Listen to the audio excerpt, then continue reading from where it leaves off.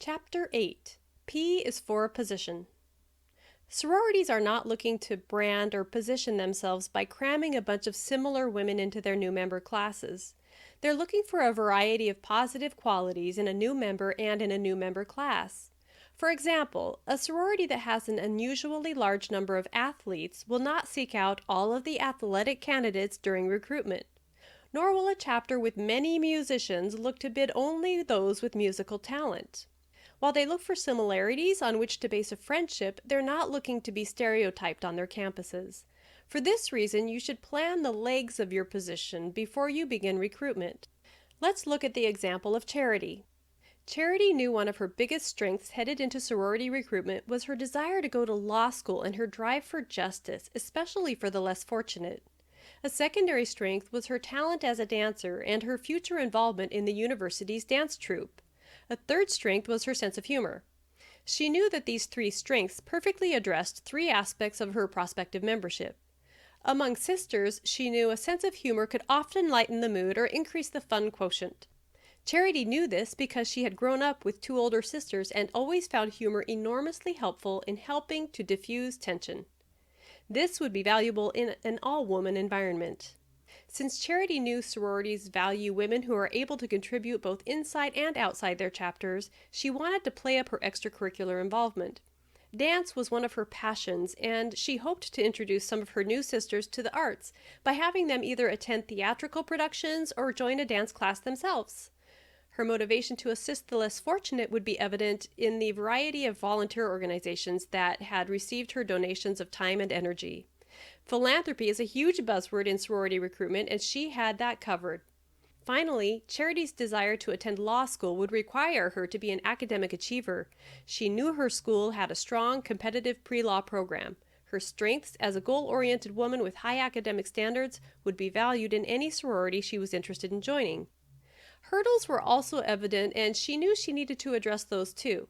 Charity had no leadership experience, a boyfriend of 2 years who did not support her decision to join a sorority, and a father who had recently been the focus of a major news series profiling dishonesty in corporate accounting. He was under investigation for fraud and faced the possibility of prison time. She had a unique last name, so she could not deny her identity. The news coverage was terrible. The sorority members would probably not bring it up because they're courteous, but everyone knew what was going on. She began to loathe the media, but she knew she could not let that anger show during recruitment. How did she decide to spin each of these hurdles? After talking with her family, she developed some ideas how she could address these concerns. Although she had no leadership experience, she had contributed in many meaningful ways as an individual on school projects, in community organizations, and for her dance academy. She knew she would need to convey her value as a team member and her willingness to serve the sorority in any capacity. Although her boyfriend was unsupportive, she knew his concept of sorority life was skewed by rumors, stereotypes, and fear. He was afraid of losing her.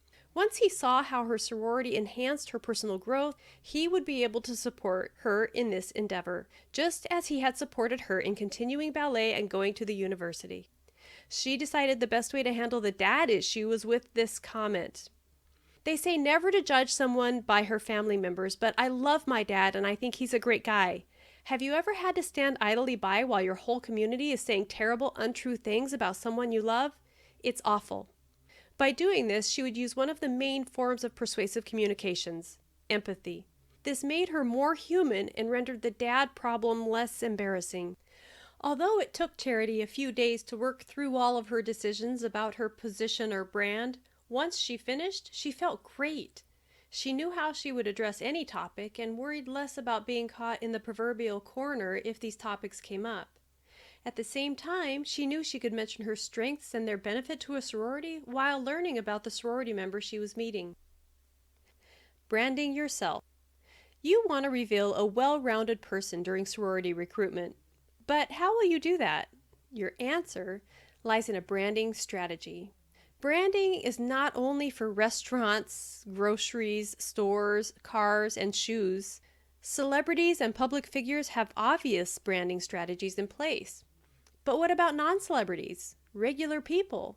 Where does having a branding strategy pay off? When a sorority member sees your name, what do you want her to think? Prior to recruitment, every sorority evaluates its strengths and hurdles, and don't be fooled, all sororities have both. The members all work together to identify everything that makes their sorority look great, as well as aspects that make it seem less appealing than other chapters. As an example, sororities will brag about their awards and achievements on their campuses and in their communities. Perhaps the sorority contributes a phenomenal amount to its philanthropy or has repeatedly won awards from its Panhellenic councils, university, or larger organizations. Perhaps a high percentage of its members have a great GPA, plan to continue on to grad school, or had standout roles in extracurricular activities last year.